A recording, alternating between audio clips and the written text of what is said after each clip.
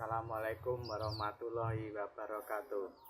Kami mewakili Kicomania di seluruh kota Kediri menghimbau dan mengajak warga seluruh kota Kediri, khususnya para Kicomania, agar tidak terpengaruh berita-berita hoaks yang ada di medsos.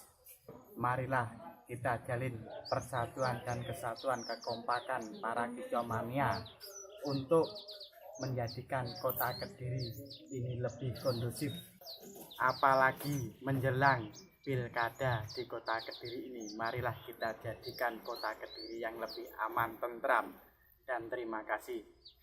Assalamualaikum warahmatullahi wabarakatuh. Kicomania, yes.